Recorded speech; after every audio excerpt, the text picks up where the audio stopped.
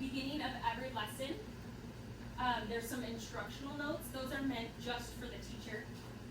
So none of this is shared with the students, but if you have to, it just gives you background on the skill that you'll be teaching. And then step 1 is phonemic awareness. Phonemes are the smallest unit of sound in spoken language, and then the physical act that's connected to producing that sound, which we refer to as the articulatory gesture. Being phonemically aware means being aware of the sounds, their mouth movements, and then ultimately the most critical skills to develop are blending phonemes together and segmenting them apart. Recent research has shown that PA instruction with letters tends to be more effective.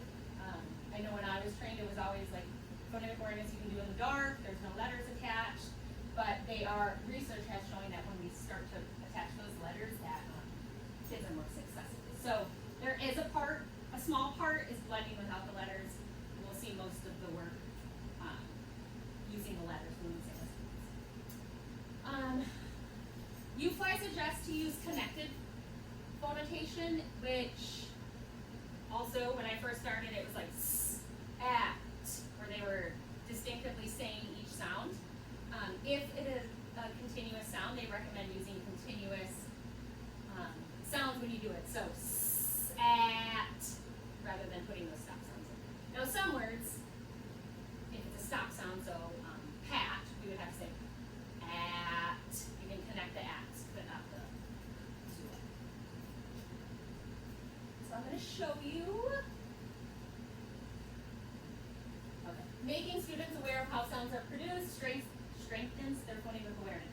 So in the getting ready lessons that they all start with in the classroom, you'll do a lot of like, look at my mouth, here's a mirror, check your mouth out. We're going to put our lips together, which we just finished that this week, going through the sound wall. And building the sound wall together. And practicing all the different, where our lips are, where our tongues are, practicing the sound. And then voiced or unvoiced. Which is really fun, because it seems really above kindergartners' heads. But then some of them are talking like, oh, that's a stop sound. Oh, that one my voice is on. And it's like, hey, yeah, you're picking it up when we put it out there.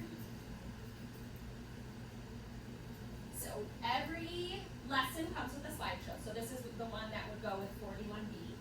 C. Yeah, 41C, sorry. And there's a checklist for each one.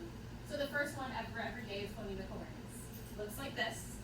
And then we would say, okay, my turn. I am going to say some sounds, and then I need you to blend them together. The sounds are word, ost, st, unt. Okay, so there's 4 words. I won't need everyone. And then we flip to, okay, now I'm going to say the words, and you're going to say the sounds. There are, some people choose to pop a finger up for each sound. I tend to tap.